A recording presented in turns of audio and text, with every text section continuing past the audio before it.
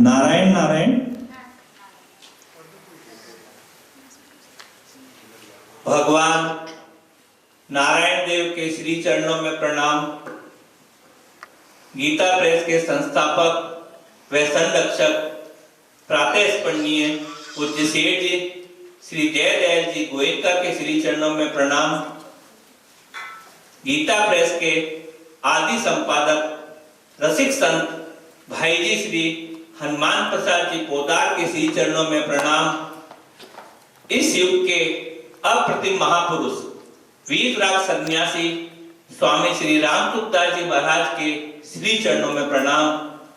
एवं हमारे बीच में जो आज उपस्थित है एक ऐसी पर्सनैलिटी, ऐसी शख्सियत जो संतों को भी प्रिय है और भक्तों को भी प्रिय है। आप सब समझ ही गए होंगे। मंच पर उपस्थित बाल व्यास श्री राधा कृष्ण जी महाराज के श्री चरणों में प्रणाम। यहाँ उपस्थित सभी सत्संगी भाइयों बहनों, वे जो ये प्रोग्राम देख रहे हैं उन सभी को सब प्रेम जय श्री कृष्ण। आइए हम सब मिलकर आपस में एक विचार विमर्श करते हैं। हमारी इस परस्पर चर्चा का विषय होगा भविष्य का दर्पण। क्या आपने हमने कभी यह सोचा है कि आध्यात्मिक दृष्टि से एवं आर्यों की सनातन संस्कृति से ओतप्रोत इस भारत देश का भविष्य क्या होगा? हमारे पूर्वज, हमारे ऋषि मुनि द्वारा प्रदत्त हमारी वैदिक संस्कृति का इतना पतन क्यों होता जा रहा है? क्या हम सबने चिंतन किया है कि जो भारत देश कभी विश्व गुरु कहलाता था, आज उस भारत देश का स्तर इतना क्यों गिर गया है? आज संतों के सानिध्य में, पूज्य महाराज जी के सानिध्य में क्यों ना हम सब मिलकर आपस में एक गहन चिंतन करें। इस शताब्दी के युग पुरुष, भगवत भक्त एवं निष्काम कर्म के आचार्य सरदेश सेठ जी श्री जयदयाल जी गोयनका, जिनका उपनाम सेठ जी भी था, इनका प्रादुर्भाव इस नष्ट होती हुई भारतीय संस्कृति को बचाने के लिए ही हुआ था। उन्होंने हास होती हुई सनातन संस्कृति को रोकने का भरसक प्रयत्न किया, जिसके अंतर्गत गीता प्रेस की स्थापना, संसद के लिए श्री गंगा जी के तट पर गीता भवन का निर्माण एवं बच्चों को सुसंस्कृत करने के लिए ऋषिकुल ब्रह्मचर्य आश्रम की चुरू में स्थापना की थी। उनके धाम पधारने के बाद पूज्य भाई जी ने इस कार्य को बहुत आगे बढ़ाया। इसके पश्चात श्रद्धेय स्वामी जी महाराज ने आज जीवन अपना दे दिया और सेठ जी के इस पौधे को वट वृक्ष का रूप दे दिया था। इन महापुरुषों ने तो अपना कार्य कर दिया। क्या इन महापुरुषों की दूरदर्शिता हमारे को यह स्वयं प्रेरणा नहीं दे रही है कि हम सब लोग भी उनके इस भगवतीय कार्य को हमारा सर्वस्व देकर भी आगे बढ़ाएं और इस सनातन संस्कृति की रक्षा करें? यह कितनी शोचनीय स्थिति है कि अभी युग के प्रभाव से हमारे समाज में संस्कारों का अत्यंत अभाव हो रहा है। हम भौतिक उन्नति तो कर रहे हैं, पर बदले में अपनी आध्यात्मिक विरासत खोते जा रहे हैं। आध्यात्मिक दृष्टि से भारत देश का भविष्य ज्यादा उज्जवल नहीं दिखता है। टीवी व मोबाइल की संस्कृति ने युवा पीढ़ी व बच्चों को संस्कारहीन और दिशाहीन कर दिया है। इन्हीं सभी बातों को ध्यान में रखते हुए भगवत कृपा व महापुरुषों की कृपा से जोधपुर नगर में गीता बाल संस्कार का उदय हुआ, जिसका लक्ष्य अपने समाज के बच्चों को सुसंस्कृत करना एवं व्यवहारिक कार्यों में निपुणता देना है। इन बच्चों का जीवन व्यवहारिक एवं पारमार्थिक दोनों पथ पर समान रूप से अपने सनातन धर्म की रक्षा करते हुए आगे बढ़ सके, इसका यहाँ प्रयास किया जा रहा है। इस संस्कार शिविर के अंतर्गत बच्चों को गीता जी का पठन पाठन व कंठस्थ कराना, भक्तों के चरित्र, जीवन उपयोगी बातें, गंगा जी की महिमा, हमारी भारतीय नस्ल की गायों की महिमा, देश प्रेम इत्यादि बातें बताई जा रही है और इनके हृदय में भगवत प्रेम उतारने का प्रयास किया जा रहा है। इन बच्चों ने वहां क्या ग्रहण किया, वे क्या ग्रहण करने का प्रयास कर रहे हैं, इन सब की एक छोटी सी झलक पूज्य महाराज जी की आज्ञा से आपके समक्ष प्रस्तुत करने का प्रयास किया जा रहा है। अतः आपसे निवेदन है कि धैर्य पूर्वक इस प्रस्तुति को देखें और अपने अपने स्थान पर ऐसे शिविर चलाने का प्रयास करें ताकि ये भारत देश पुनः विश्व गुरु बनकर पूरे संसार को आध्यात्म का रास्ता दिखा सके। हमें तो केवल निमित्त बनना है, काम तो भगवान की व संतों की कृपा से होना है। पूज्य महाराज जी के श्री चरणों में पुनः पुनः प्रणाम, जिन्होंने अपने अमूल्य समय में से कुछ समय इन बच्चों को उत्साहवर्धन के लिए दिया है। आप सबको भी पुनः पुनः प्रणाम। अब हम अपना प्रोग्राम स्टार्ट करते हैं। नारायण नारायण।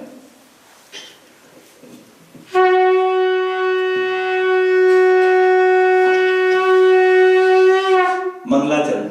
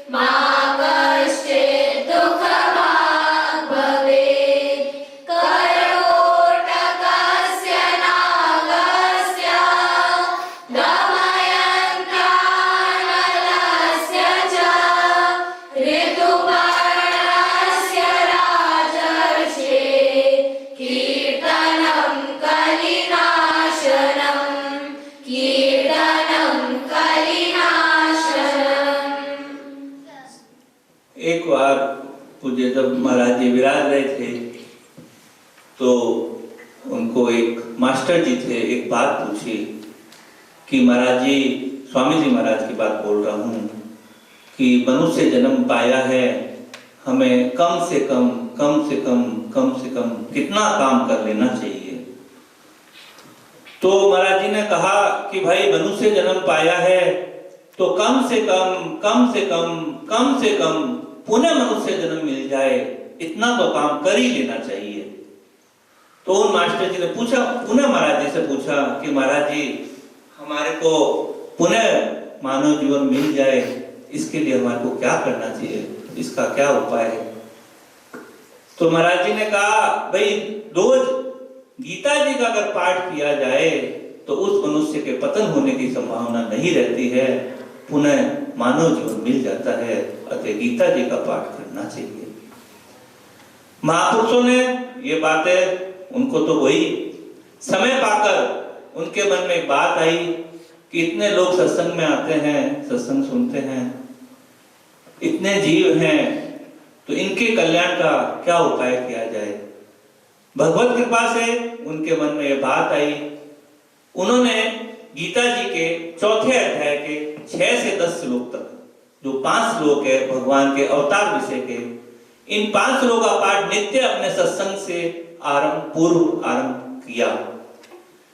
और इसका एक ही उद्देश्य था कि ये 5 श्लोक पे इन लोगों को, जो जनता इतनी आती है, सुनती है, महाराज जी को श्रद्धा भी रखती है, तो कम से कम इनको 5 श्लोक तो याद हो ही जाएंगे, तो इनके कंठ में गीता जी आ जाएगी, इनका पतन नहीं होगा।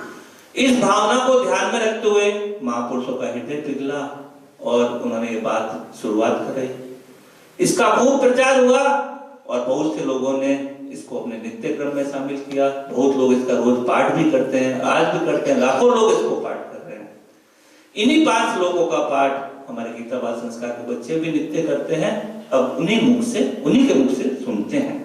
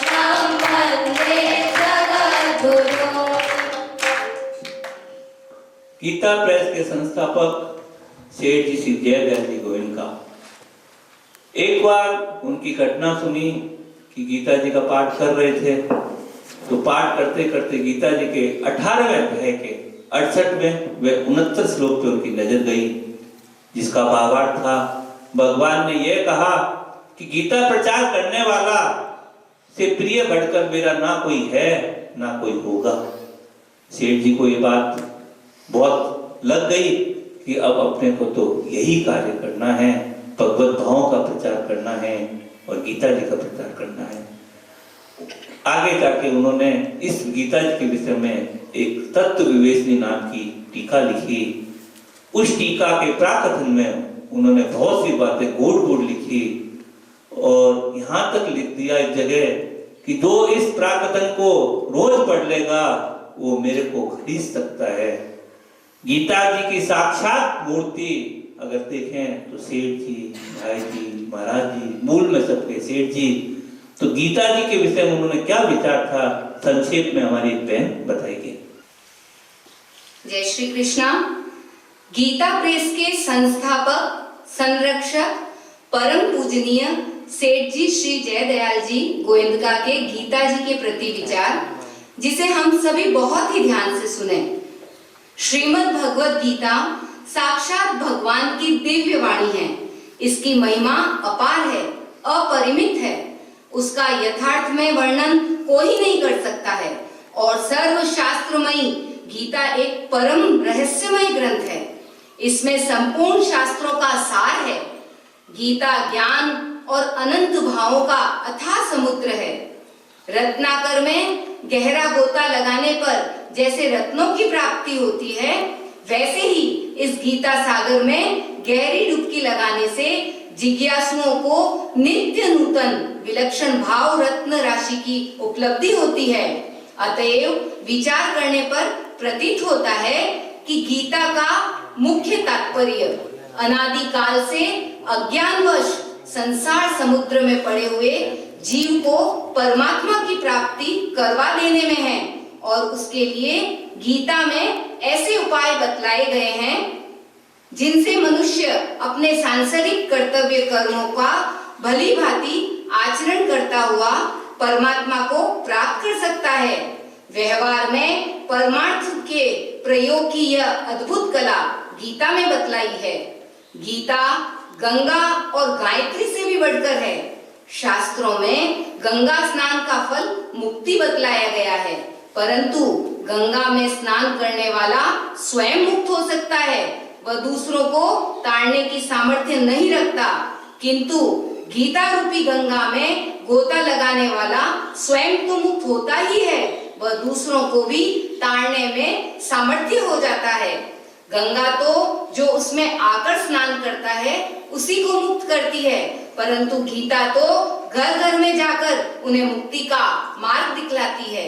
ऐसे ही गायत्री जप करने वाला भी स्वयं ही मुक्त होता है, पर गीता का अभ्यास करने वाला तरन तारन बन जाता है।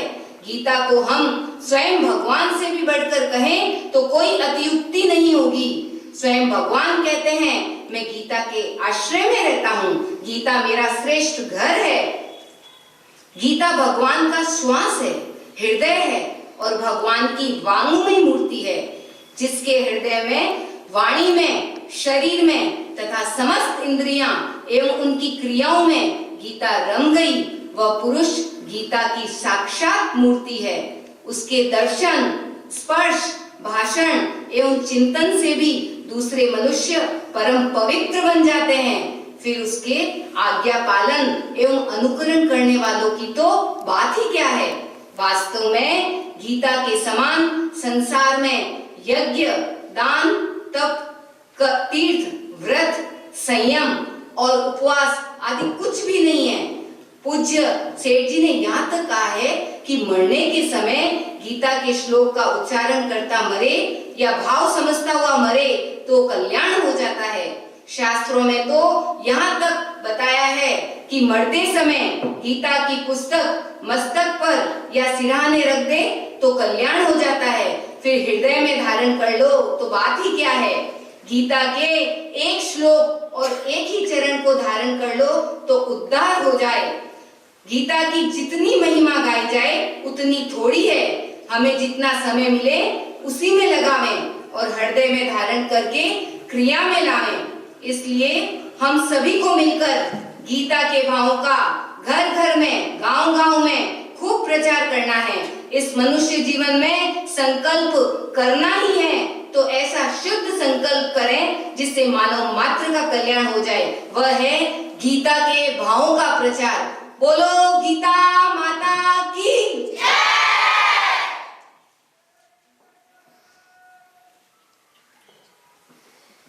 अब हमारे गीता क्लास के बच्चे गीता जी के एक पाठ का स्वर करेंगे। एक अध्याय का पाठ स्वर करते हैं हम सब मिलकर आपस में। ऐसे तो इन बच्चों को बहुत सी गीता जी याद है, काफी बच्चों को 18 अध्याय याद हो चुके हैं, पर सबकी सुलभता के लिए 12वें अध्याय का हम लोग सब मिलके पाठ करते हैं।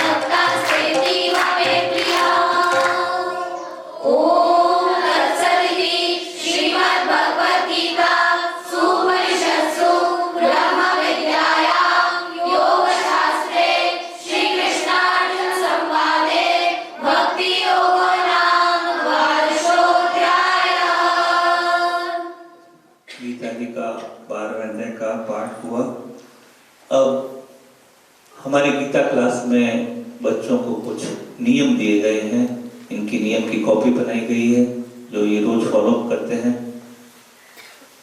तो हमारी क्लास की एक स्टूडेंट उन नियमों के विषय में बताएगी कि उनको कौन कौन से नियम दिए गए हैं।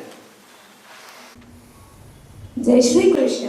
हमारी गीता क्लास में हमें कुछ नियम दिए गए हैं जिनका हम नित्य प्रति पालन करते हैं। वह नियम कुछ इस प्रकार है। हमारी क्लास का पहला नियम प्रणाम करना। घर में सभी बड़ों को, भगवान को और धरती माता को। दूसरा नियम रोजाना गंगाजल लेना। तीसरा नियम सूर्य भगवान व तुलसी माँ को अर्घ देना। चौथा नियम रोजाना 5 श्लोक का पाठ करना। 5वां नियम अपना सामान सुव्यवस्थित रखना। छठा नियम बड़ों का कहना मानना।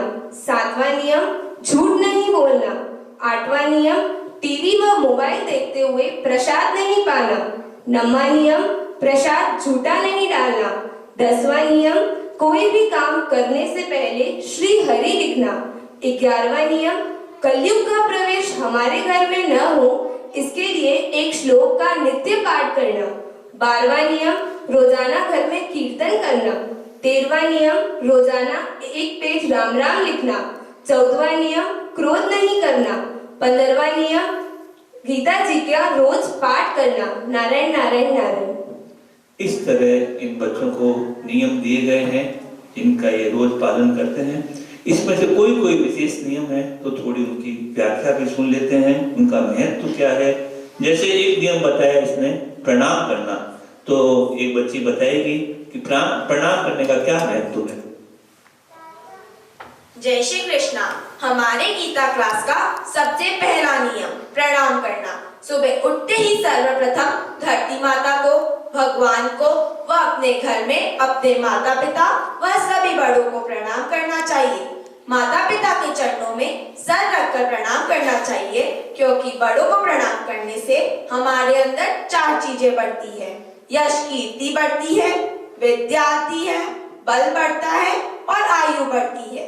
बड़ों को प्रणाम करने से आपस में प्रेम बना रहता है, लड़ाई झगड़े नहीं होते, अगर हो भी जाए तो टिक नहीं सकते। अतः इस कार्यक्रम को जो भी लोग देख रहे हैं, मैं उनसे रिक्वेस्ट करती हूँ कि वह रोज धरती माता को, भगवान को व अपने घर में अपने माता पिता व सभी बड़ों को प्रणाम करें। नारायण नारायण। एक नियम बोला इन्होंने गंगा जल लेने का। एक स्टूडेंट बताएगी कि गंगा जल का क्या महत्व है। जय श्री कृष्णा। हमारी गीता क्लास का दूसरा नियम गंगाजल लेना। गंगाजल लेने से मुझे बहुत फायदा हुआ है। गंगा जी के प्रति श्रद्धा व विश्वास बढ़ गया है। गंगा जी अब मुझे गंगा मैया लगने लगी है। हमारी गीता क्लास में गंगा मैया का अवतरण किस प्रकार हुआ, यह सब टीवी पे बताया गया। तब मालूम पड़ा कितनी मुश्किलों के बाद गंगा मैया इस पृथ्वी पे आई है और हमें इतनी आराम से मिल रही है। तो क्या हम थोड़ा सा आचमन नहीं कर सकते? तब हमें पता है कि थोड़े से ही आचमन से हमारा कल्याण हो जाए व मुक्ति हो जाए। अतः इस कार्यक्रम को जो भी देख रहे हैं, मैं उनसे विनती करती हूँ कि वे रोजाना गंगा जल का आचमन करें व अपने परिवार के सभी सदस्यों को गंगा जल का आचमन कराएं। बोलो गंगा मैया की जय। तीसरा नियम बोला प्रसाद झूठा नहीं छोड़ना, जो बहुत बड़ी कुरीति है समाज में। उसके विषय में बच्चे क्या बोलते हैं वो सुनते हैं। प्रसाद झूठा नहीं छोड़ना। हमारी संस्कृति में भोजन को प्रसाद, प्रभु के द्वारा मिला हुआ आशीर्वाद मानते हैं। अन्न देवता को पूजते हैं, तो यह स्वतः ही हमारा कर्तव्य बनता है कि हम जितना भी भोजन अपनी थाली में ले, उसे झूठा न जाने दे। जहाँ दुनिया में कई जगह लोग भोजन के एक एक कण के लिए तरसते हैं, वहीं हम लोग शादी, पार्टी इत्यादि में प्लेट भर भर कर भोजन लेते हैं। जितना मन हुआ पा लिया, बाकी यूं ही प्लेट रख देते हैं। इसलिए ध्यान दे, इतना ही ले थाली में, व्यर्थ न जाए नाली में। इस नियम का पालन हम हर जगह कर सकते चाहे घर पर या बाहर शादी पार्टी में जो भी लोग इस कार्यक्रम को देख रहे हैं, हम सभी बच्चे उनसे रिक्वेस्ट करते हैं कि आज से आप प्रसाद झूठा नहीं छोड़े। तो आओ आज हम सब मिल लेंगे यह प्रण, अब से झूठा ना छोड़े अन्न का कर्ण। नारायण नारायण। एक नियम बताया, सूर्य भगवान को नित्य अर्घ देना, उससे क्या लाभ होता है? एक स्टूडेंट बताएगी। सूर्य भगवान को जल चढ़ाना। सूर्य भगवान साक्षात नारायण भगवान का ही स्वरूप है और उनको जल चढ़ाने का मतलब है कि हम साक्षात नारायण भगवान व विश्व के संपूर्ण प्राणियों को जल समर्पित कर रहे हैं। जब भगवान ने हमें इतना छोटा सा व कम समय में होने वाला सस्ता कार्य बता दिया है, तो हमें इसे रोजाना बहुत ही प्रसन्नता के साथ करना चाहिए। सूर्य की जो सुबह की किरणें होती हैं, वह भी बहुत फायदेमंद होती है। उससे हमारे शरीर को विटामिन डी मिलता है और हमारी बॉडी में पॉजिटिव वाइब्रेशंस भी आते हैं। नारायण नारायण। पांचवा, टीवी मोबाइल देखते हुए प्रसाद नहीं पाना, क्या कारण है इसका? जय श्री कृष्णा। हमारे गीता क्लास के नियमों में से एक नियम है टीवी व मोबाइल देखते हुए प्रसाद नहीं पाना। टीवी व मोबाइल देखते हुए प्रसाद पाने से मोबाइल के हार्मफुल रेडिएशंस हमारे भोजन को दूषित कर देते हैं। टीवी व मोबाइल देखते हुए भोजन पाने से हमें यह भी नहीं पता चलता है कि हमने क्या खाया है और कितना खाया है। माँ ने जितनी रुचि से हमारे लिए वह भोजन बनाया होता है, उतनी रुचि से हम उसे नहीं करते। भोजन करते समय हमारा डाइजेस्टिव सिस्टम सबसे एक्टिव होता है, लेकिन अगर हम उस समय टीवी या मोबाइल देखते हैं तो भोजन हमारी बॉडी में अच्छे से डाइजेस्ट नहीं होता है और जितनी ताकत हमें मिलनी चाहिए वह नहीं मिलती है।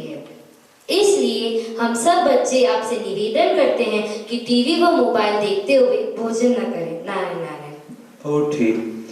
एक नियम बताया बच्चों ने कि जब भी घर से बाहर निकले 4 बार नारायण नारायण का बोलना चाहिए। ये बात महापुरुषों द्वारा मिली हुई है। इसका क्या लाभ हो सकता है हमारे जीवन में, ये सुनते हैं बच्चों से। हमारे गीता क्लास के नियमों में से एक नियम है घर से बाहर निकलते समय 4 बार नारायण नारायण नारायण नारायण बोलना। स्वामी जी के प्रवचनों में कई बार घर से निकलते समय नारायण नारायण बोलने का उल्लेखन हुआ है। पंडित श्री मदन मोहन मालवीय जी की माता ने एक बार उनसे बोला कि बेटा, आज मैं तुम्हें एक बात बताती हूँ कि तुम कोई भी कार्य करने जाओ तो घर से निकलते समय भगवान नारायण का स्मरण करके जाना। कोई भी कार्य करने से पहले भगवान नारायण का नाम ले ले तो वो कार्य शुभ ही होता है। बड़ी से बड़ी समस्या छोटा रूप धारण कर लेती है। तत्पश्चात मालवीय जी ने ये बात पूज्य भाई जी श्री हनुमान प्रसाद जी पोद्दार को बताई और इस प्रकार ये बात आज हम सभी को मिली है। इसलिए मैं आप सभी से ये निवेदन करूंगी कि हम सब महापुरुषों के इस प्रसाद को अपनाएं और घर से बाहर निकलते समय हमेशा 4 बार नारायण नारायण नारायण नारायण बोले। बच्चों ने ये अपने कुछ नियमों के महत्व बताए। अपने नियम तो बहुत है, पर समय के अभाव देखते हुए 6 नियमों का जो विशेष नियम है हमारे आज के जीवन में, उनके सबका महत्व बताया। अब हमारे बच्चे जो पूज्य स्वामी जी महाराज ने एक टीका लिखी है जो आज के समय में बहुत फेमस हो रही है, उस विषय में एक छोटी सी नाट्य तैयार किया है। मैं बच्चों को पूछता हूँ और बच्चे उसका जवाब देंगे। हमारे गीता बाल संस्कार के बच्चे आज हाथों में क्या लेकर आए हैं? हमारे हाथों में संजीवनी बूटी है। संजीवनी बूटी तो श्री राम रावण युद्ध में हनुमान जी महाराज लक्ष्मण जी के लिए लाए थे। ये कलयुग में कौन सी संजीवनी बूटी प्रकट हो गई है? हनुमान जी महाराज जो संजीवनी बूटी लाए थे वह तो केवल एक लक्ष्मण जी के लिए ही काम आई थी, पर यह संजीवनी तो लाखों करोड़ों जीवों के काम आ रही है और आगे भी काम आते रहेगी। बच्चों, आपकी बातें सुन सुनकर हम सभी जो यहाँ पे हैं और जो ये प्रोग्राम को देख रहे हैं, उनको बहुत ही क्यूरियोसिटी हो रही है कि आप कौन सी संजीवनी के बारे में बात कर रहे हैं। थोड़ा इसमें विस्तार से बताइए आप हमारे को। अच्छा, तो आप सभी सावधान होकर सुनिए।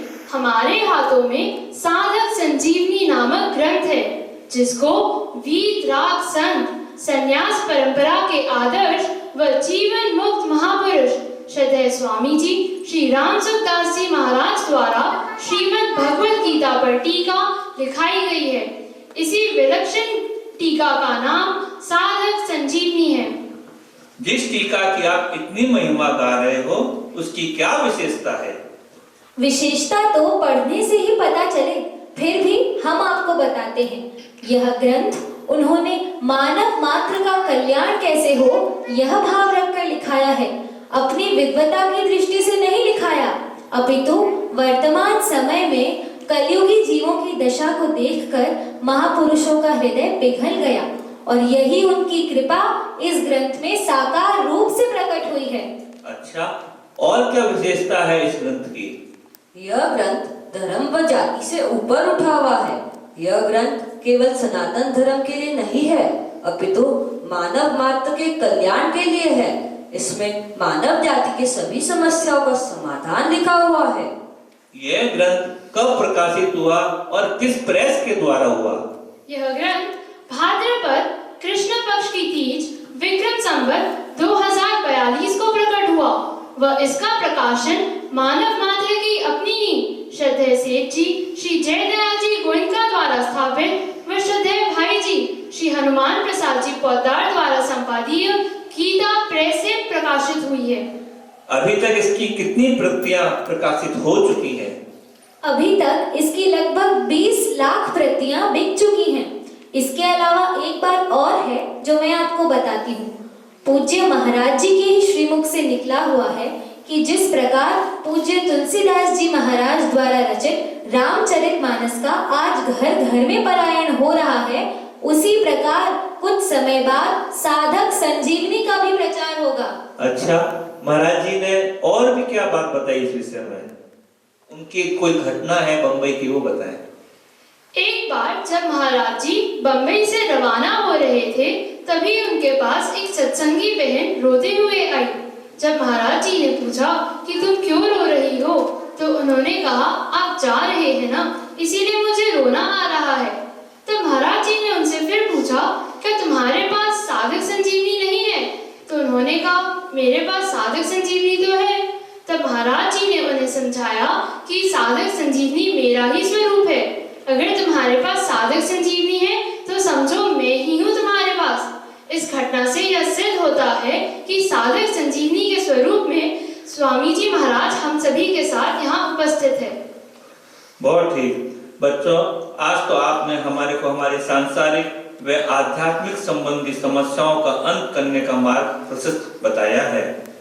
हम जो भी यहाँ मौजूद हैं और इस प्रोग्राम को देख रहे हैं, सभी सत्संगी भाई बहन आपका हृदय से आभार प्रकट करते हैं। वे इस महान ग्रंथ को घर में लाकर अपने आप को धन्य महसूस करेंगे। तो आइए हम सभी मिलकर बोलते हैं, जय भगवद गीता, जय भगवद गीता, जय साधक संजीवनी, जय साधक संजीवनी। नारायण नारायण। गीता बाल संस्कार के बच्चों में ये क्या सीख रहे हैं? छोटे छोटे बच्चे एक नुक्कड़ नाटक के माध्यम से हम सबको बताएंगे।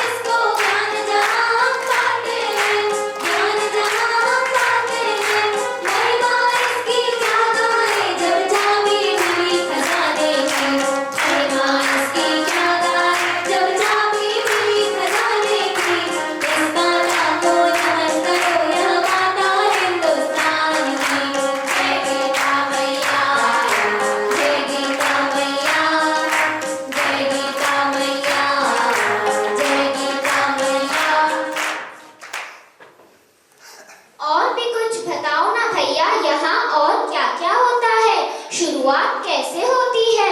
अच्छा, अभी दिखाते हैं।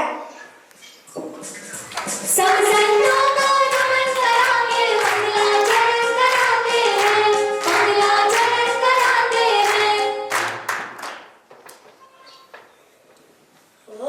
वक्रतुंड महाकाय सूर्यकोटि समप्रभ निर्विघ्नं कुरु मे देव सर्वकार्येषु सर्वदा सर्वकार्येषु सर्वदा।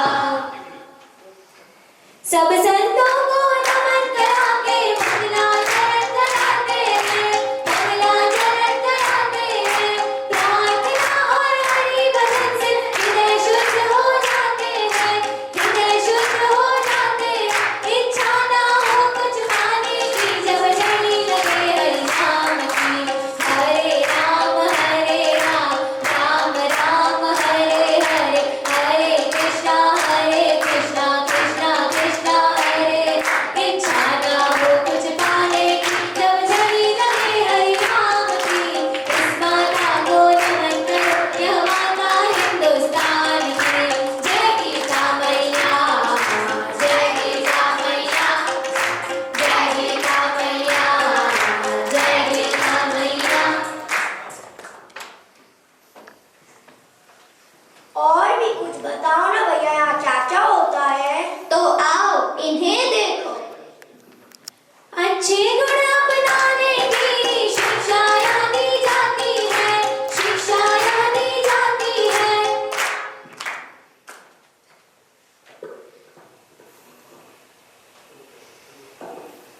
मम्मी मम्मी भूख लगी है, खाने के लिए कुछ लाओ। ये लो बेटा, भोजन कर लो। ये क्या बनाया है मम्मी? मेरे को मैगी खानी है। आज यही बनाया है, यही खा लो। ला मुझे फोन दे। क्या है यार मम्मी, जाओ, नहीं खाना मुझे। ये ले, जब तेरी मर्जी हो तब खा लेना, पूरा दिन फोन में रहता है। अब उस बच्चे को देखिए जो गीता बाल संस्कार शिविर से जुड़ा हुआ है। अरे बेटा, हाँ पिताजी। तुम्हारी माँ भोजन के लिए बुला रही है, जाओ पहले भोजन कर लो। ये लीजिए पिताजी आपका फोन। शाबाश बेटा।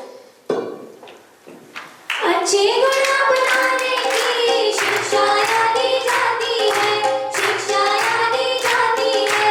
गीता कंठस्थ करते हैं और नियम भी बदलाते हैं, नियम भी बदलाते हैं। अब जिम्मेदारी हम सबकी गीता घर पर पहुंचाने की। पूज्य सेठ जी कहते हैं,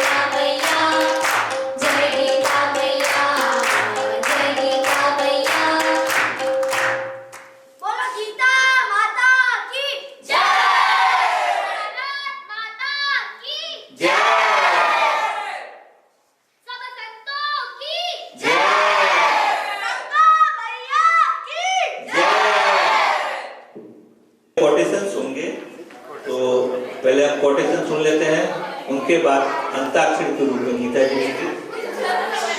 अब एक एक कोटेशन करके ये पूज्य सेठ जी श्री जयदयाल जी गोयनका के जो वचन गीता जी के विषय में कहे हुए हैं वो बच्चे एक एक करके सुनाएंगे आपको। राम राम। गीता में स्नान करने वाला संसार का उद्धार कर सकता है। गीता में स्नान करने वाला सारे संसार का उद्धार कर सकता है। बोलो गीता माता की जय। राम राम। जैसे हनुमान जी महाराज ने राम नाम को रोम रोम में रमा लिया था, वैसे ही हम भी गीता जी को रोम रोम में रमा लेंगे। बोलो गीता माता की जय। राम राम। सारे शास्त्र दब जाएंगे तो भी गीता जी की जागती रह जाएगी। सारे शास्त्र दब जाएंगे तो भी गीता जी की जागती रह जाएगी। बोलो गीता माता की जय। राम राम। गली गली में गीता गीता हो जाए, ऐसा कोई भी घर बाकी ना रहे जिस घर में गीता ना हो। जिस घर में गीता नहीं वह घर शमशान के समान है। जिस घर में गीता नहीं वह घर शमशान के समान है। बोलो गीता माता की जय। गीता का प्रचार हुआ तो हम तब माने जब जन्मता ही बच्चा गीता गीता बोले। जब जन्मता ही बच्चा गीता गीता बोले। बोलो गीता माता की जय। राम राम। गीता का पाठ करने वाले लोगों से बढ़कर मेरा प्यारा कोई नहीं है। गीता का पाठ करने वाले लोगों से बढ़कर मेरा प्यारा कोई नहीं है। बोलो गीता माता की जय। राम राम। मेरी दृष्टि में गीता जी से बढ़कर कोई शास्त्र नहीं। गीता को भगवान से भी बढ़कर बतावे तो भी भगवान नाराज नहीं होंगे। बोलो गीता माता की जय। राम राम। एक गीता के द्वारा हजारों लाखों करोड़ों का कल्याण हो सकता है। इसकी बड़ी विलक्षणता है। गीता के प्रचार के लिए तो हमें सेना की तरह तैयार हो जाना चाहिए। गीता के प्रचार के लिए तो हमें सेना की तरह तैयार हो जाना चाहिए। बोलो गीता माता की जय। राम राम। गीता का प्रचार करना भगवान का ही काम है। निर्मित कोई भी बन जाए, सारा काम वे स्वयं ही करते हैं। तैयार होकर करो, डरो मत, विश्वास रखो। बोलो गीता माता की जय। ये सेठ जी के कोटेशन हुए। अब अंताक्षरी सब बच्चे वापस ऊपर आ जाएंगे स्टेज के ऊपर।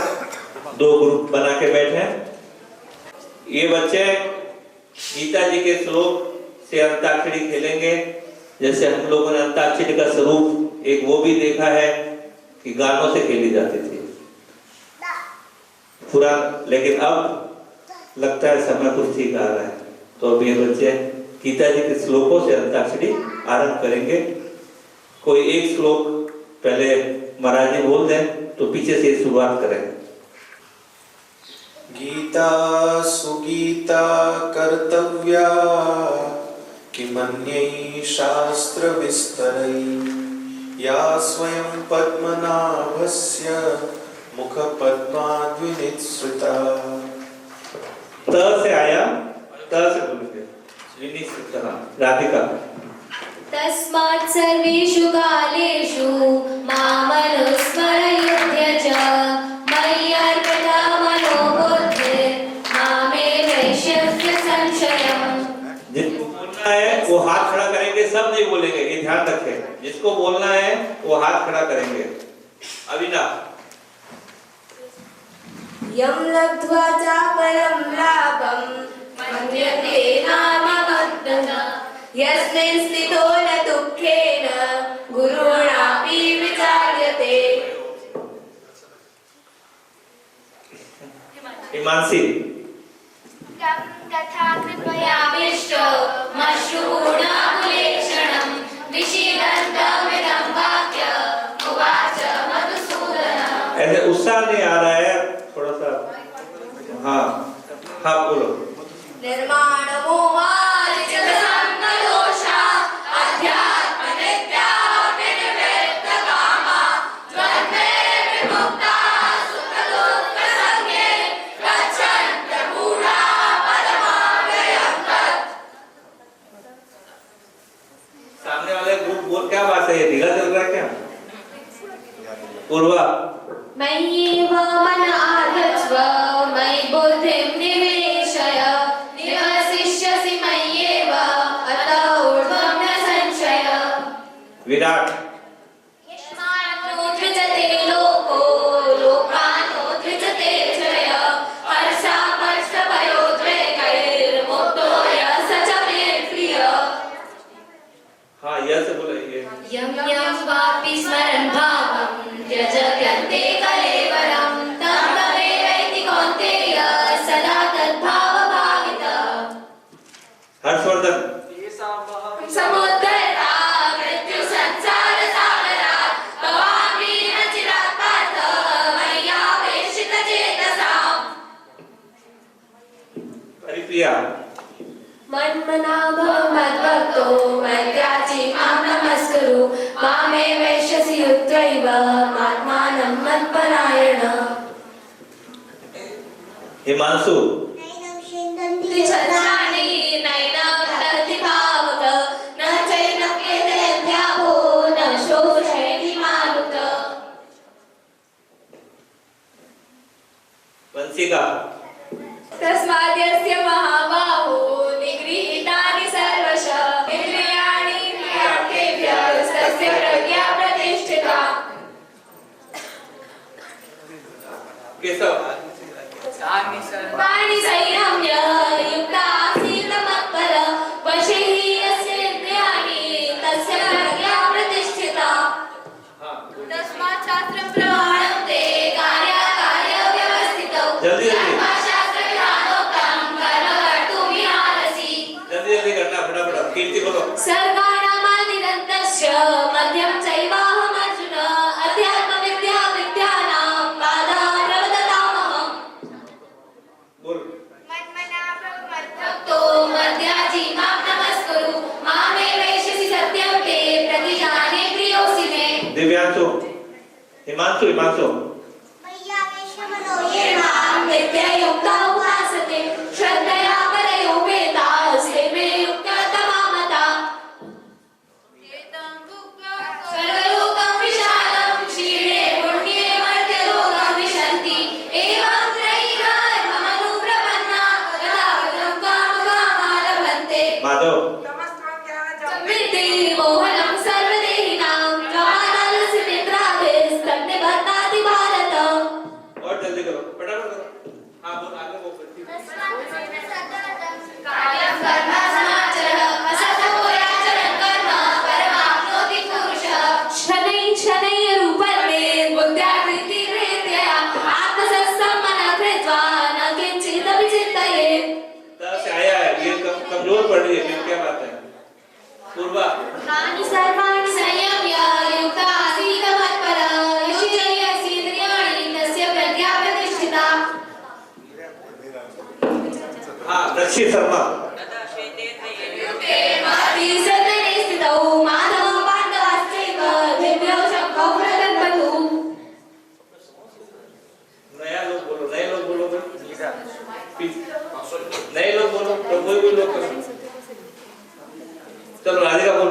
तमुवाच ऋषिकेश प्रसन्निव भारत सेनयोरुभयोर्मध्ये ऋषि दत्त विदम, कोई बात नहीं। संचलं हि मनः कृष्ण प्रमाति बलवर्धिनः तस्यां निग्रहं मन्ये वायुरिव सुदुष्करम्। बोलो।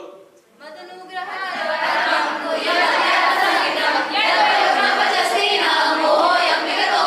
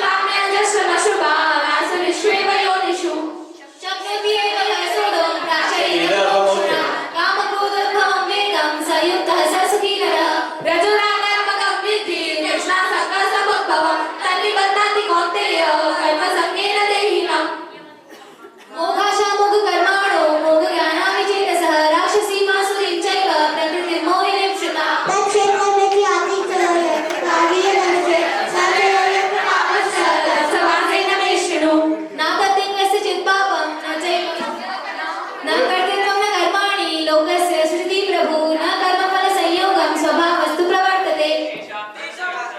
हाँ बोलो बोलो बेटा।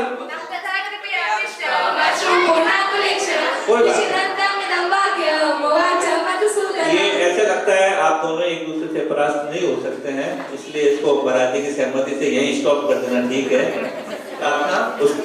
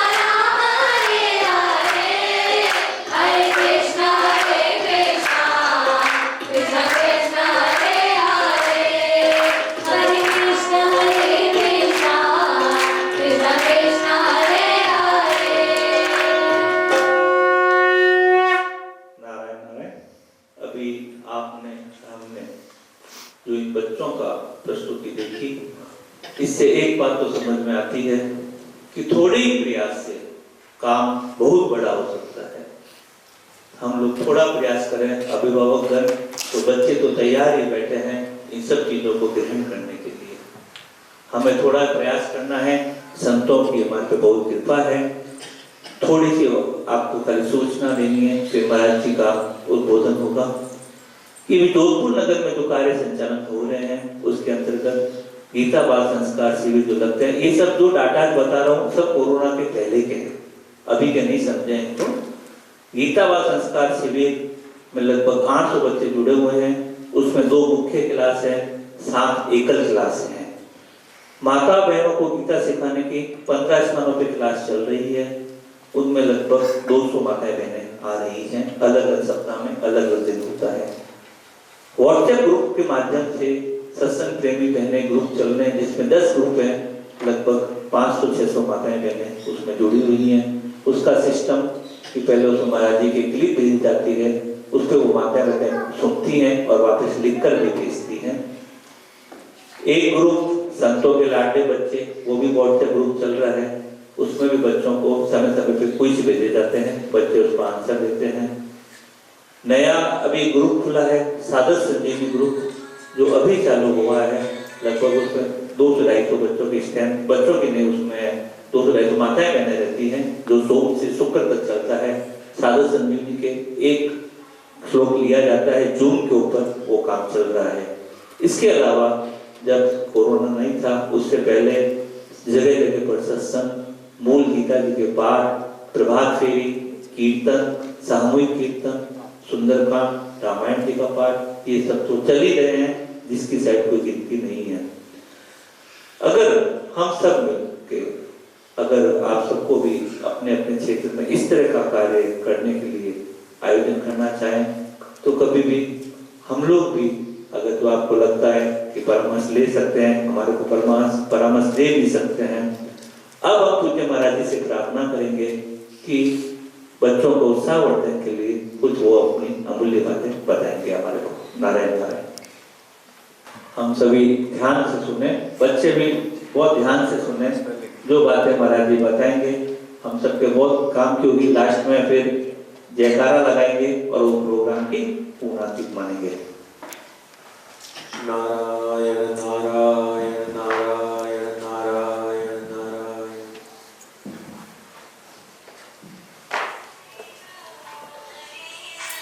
कृष्णाय वासुदेवाय देवकी नंदनाय च नंद गोप कुमाराय गोविंदाय नमो नमः। भगवान नंद नंदन की मंगलमयी वांग मूर्ति श्रीमद् भगवत गीता को केंद्र में रख करके भारत के भविष्य का जो अद्भुत सिंचन हो रहा है, उसकी झलक अभी आप लोगों ने इस कार्यक्रम में देखी होगी। किस प्रकार से बाल किशोर वय के यहाँ भैया बहनों ने इतनी सुंदर श्रीमद् भगवत गीता जी के प्रति अपनी भावांजलि प्रस्तुत करी। इन सबको इस प्रकार श्रीमद् भगवत गीता के प्रति समर्पित भाव से प्रस्तुति देते हुए देख करके ऐसा लग रहा था कि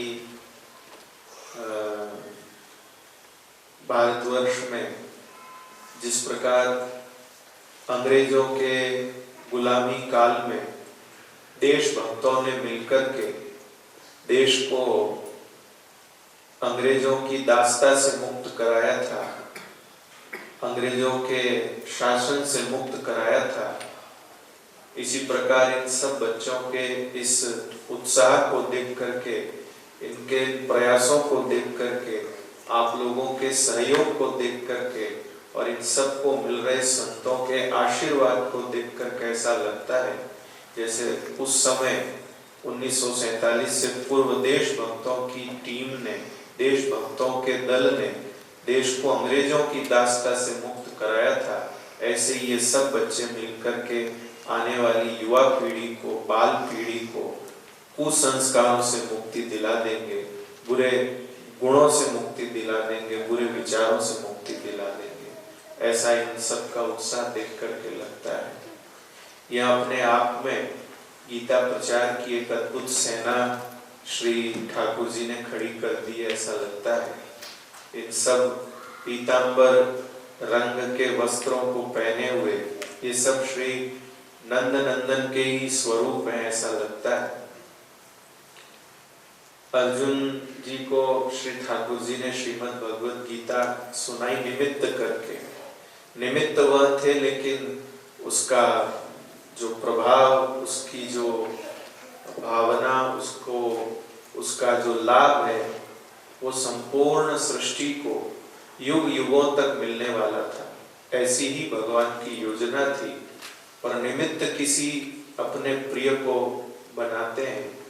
जिस प्रकार घर में कोई विशेष सामग्री बनती है, घर पर आने पर घर में कोई प्रिय अतिथि आते हैं तो घर में विशेष सामग्री उनको निमित्त करके बनती है, लेकिन उसका लाभ तो घर के सभी लोगों को मिलता है।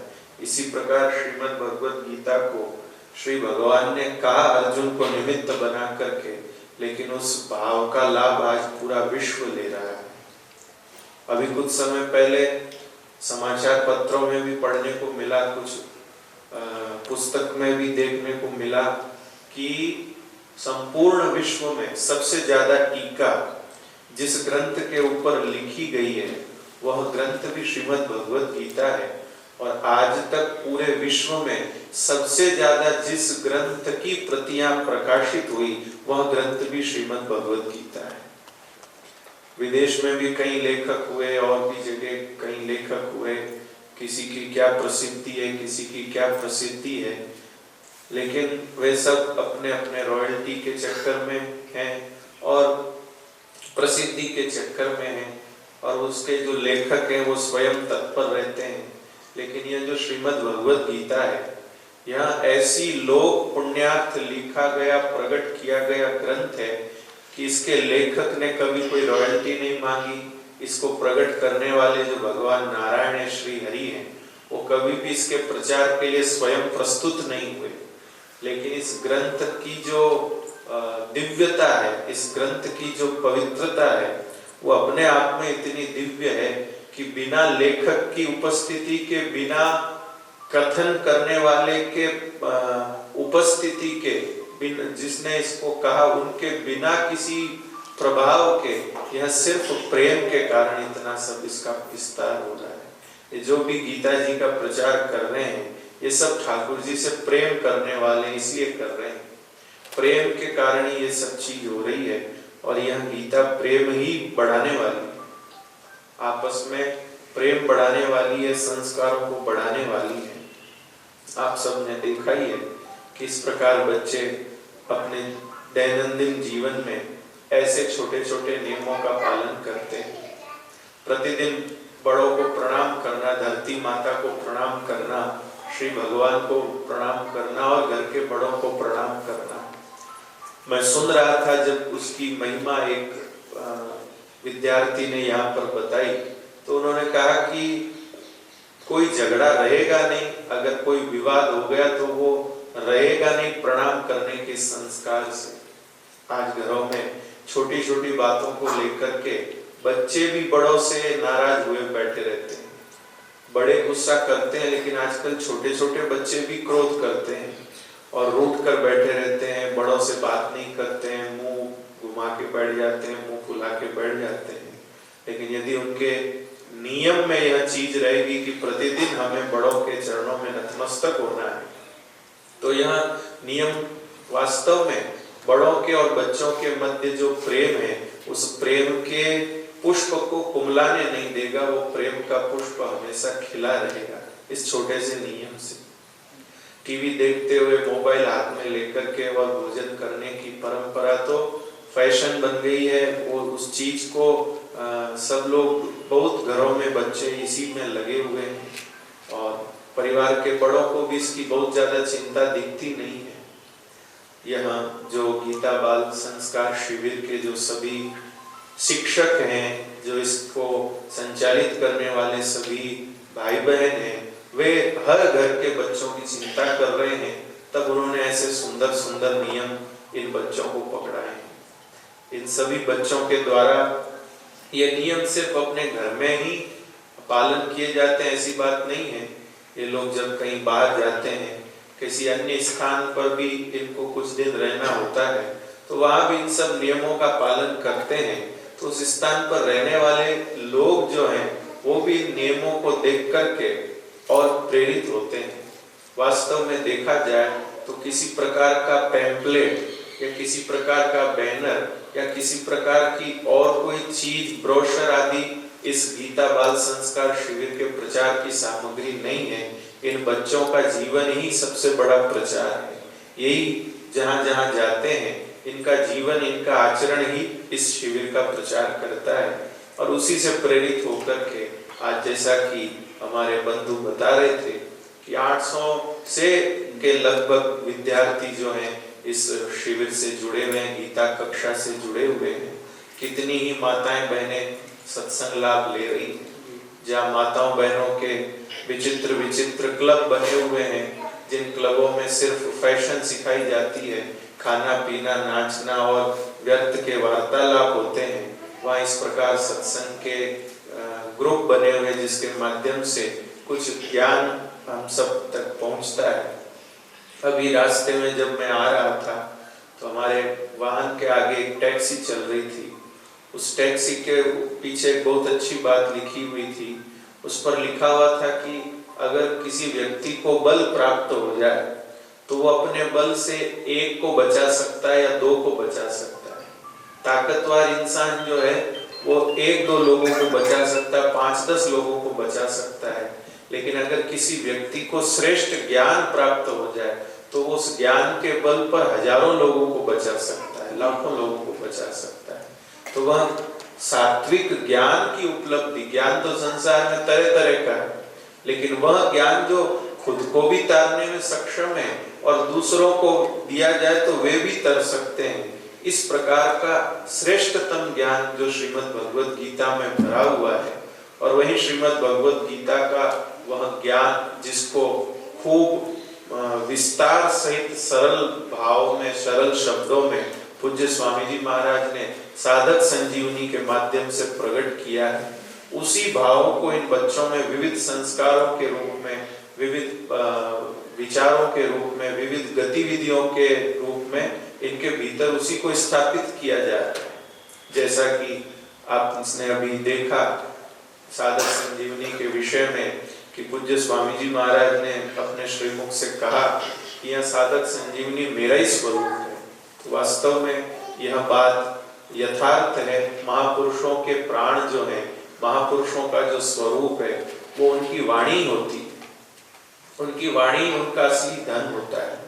कई सारे बड़े बड़े स्थान होते हैं, आश्रम आदि होते हैं, तो उन सब की बहुत प्रकार की संपत्तियां होती हैं और उसका उत्तराधिकारी भी नियुक्त होता है कि भाई अमुक महात्मा जी हैं, इनके बाद इनका उत्तराधिकारी ये रहेंगे, उनके बाद इनके उत्तराधिकारी वो रहेंगे। उस उत्तराधिकारी को क्या प्राप्त होता है? उसको उत्तराधिकारी को संपत्तियां प्राप्त होती हैं, ट्रस्ट प्राप्त होता है। लेकिन पूज्य स्वामी जी महाराज ने कैसी कृपा करी है कि उन्होंने किसी भी प्रकार की भौतिक संपत्ति खड़ी नहीं करी अपने जीवन काल में कि जिसके लिए उत्तराधिकार प्राप्त करने का द्वंद्व हो। जहाँ भौतिक संपत्ति होती है वहीं पर उत्तराधिकार प्राप्त करने का द्वंद्व होता है। जहाँ कोई भौतिक संपत्ति होती नहीं वहाँ किसी प्रकार का द्वंद्व होता ही नहीं। तो परम श्रद्धेय श्री स्वामी जी महाराज ने कोई भौतिक संपत्ति ऐसी खड़ी नहीं करी जिसके लिए कि द्वंद्व हो। उन्होंने एक अभूतपूर्व आध्यात्मिक संपत्ति खड़ी करी साधक संजीवनी के रूप में, जिसके लिए उनका कितना कितना आभार यह भारतवर्ष व्यक्त करे, यह विश्व व्यक्त करे। श्रीमद् भगवद गीता का इतना सरल और सहज विवेचन शायद ही किसी अन्य ग्रंथ में हम लोगों को प्राप्त होगा। तो यह जो साधक संजीवनी है यह वास्तव में पूज्य स्वामी जी महाराज का स्वरूप है। उनकी आध्यात्मिक संपदा समझ लीजिए, और जो इसको समझे, इसको हृदयंगम करे, उसको यह समझना चाहिए कि मुझे पूज्य स्वामी जी महाराज की संपत्ति मिल रही है और इसी संपत्ति के बल पर हम संपूर्ण भारतवर्ष को ही नहीं पूरे विश्व को ज्ञान संपन्न बनाना चाहते हैं। अर्थ संपन्न विश्व कभी न कभी द्वंद्व के रास्ते चल सकता है। अर्थ संपन्न विश्व जो है कभी न कभी विवाद के मार्ग पर चल सकता है। अर्थ संपन्न विश्व कभी न कभी पतन के रास्ते, विनाश के रास्ते पर जा सकता है। लेकिन ज्ञान संपन्न विश्व होगा तो वो सदैव उत्थान के पथ पर जाएगा, विकास के पथ पर जाएगा, शांति के पथ पर जाएगा, सुख के पथ पर जाएगा। और उसी पथ पर चलाने वाला यह ग्रंथ है, जिस ग्रंथ का प्रचार भी इस गीता संस्कार शिविर के माध्यम से होता है। कितने कितने भाव इन बच्चों के माध्यम से हम सब लोगों ने देखे हैं, समझे हैं।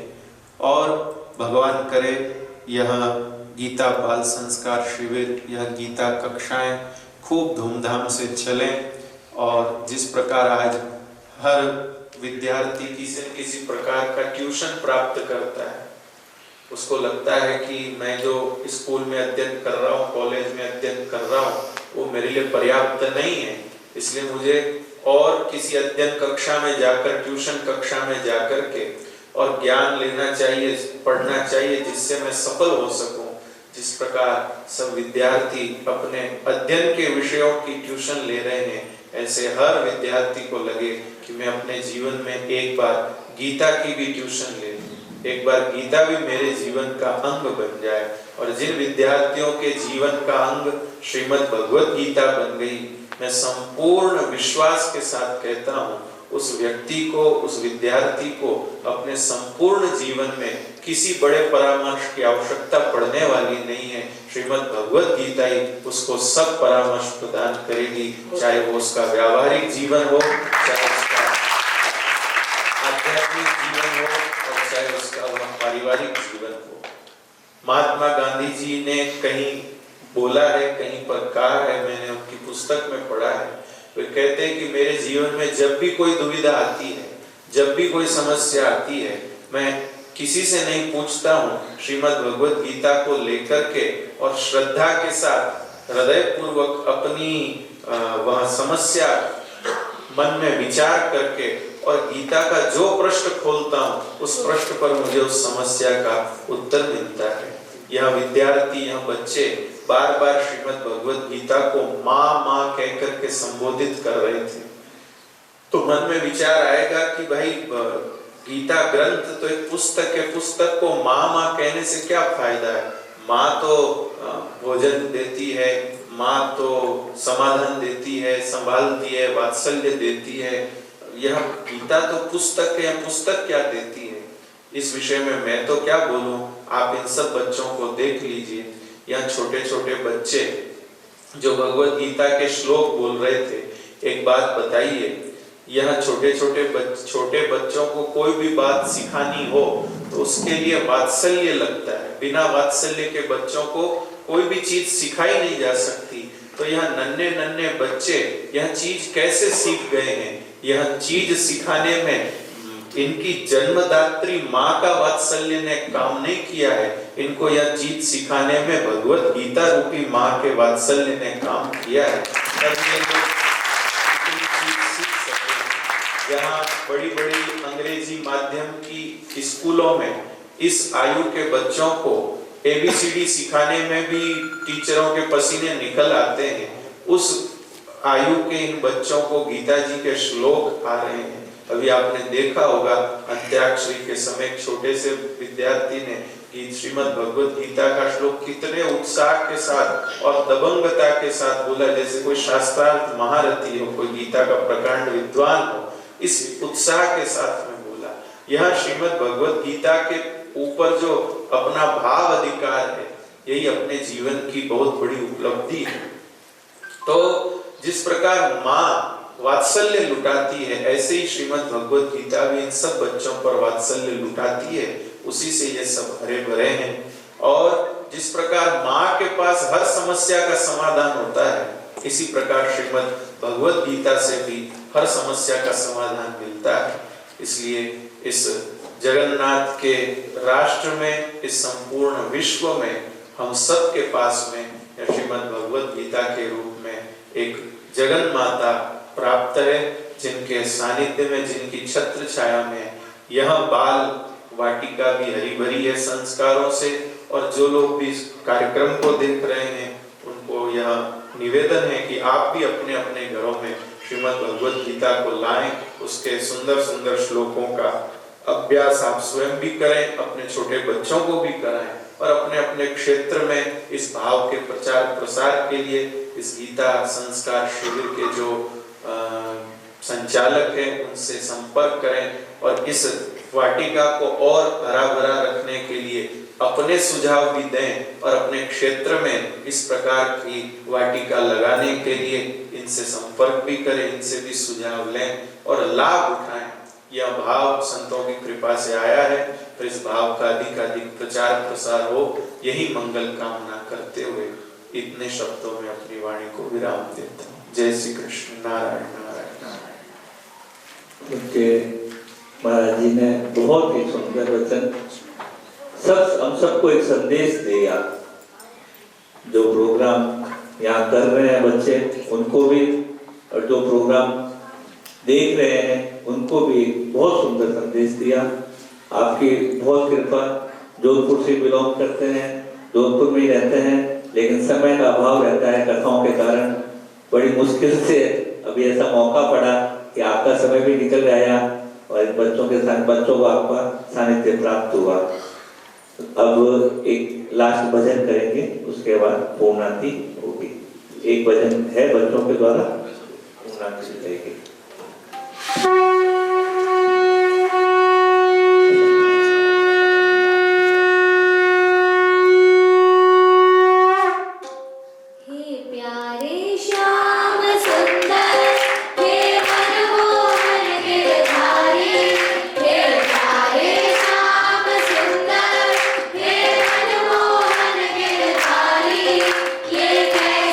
अमृत वाणी तेरी गीता प्यारी प्यारी।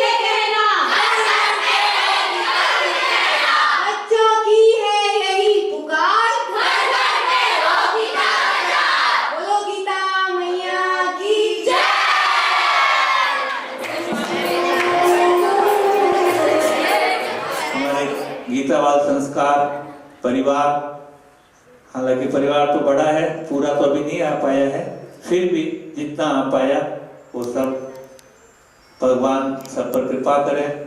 भगवान नारायण देव की कृपा सब माताओं पर, सब बहनों पे हमारे इसी तरह बरसती रहे कि आगे भी हम सब लोग मिलके इस काम को और आगे बढ़ाने में निमित्त बन सके। इन बच्चों को भगवान खूब कृपा करे, आगे इस काम को बढ़ाने में नई पीढ़ी ही काम कर पाएगी, इसलिए बच्चों पर ज़्यादा जिम्मेवारी है। तो भगवान हम सब पर, भगवान नारायण देव की, संत महापुरुषों की कृपा ऐसे ही बरसती रहे। इसी के साथ नारायण नारायण नारायण नारायण।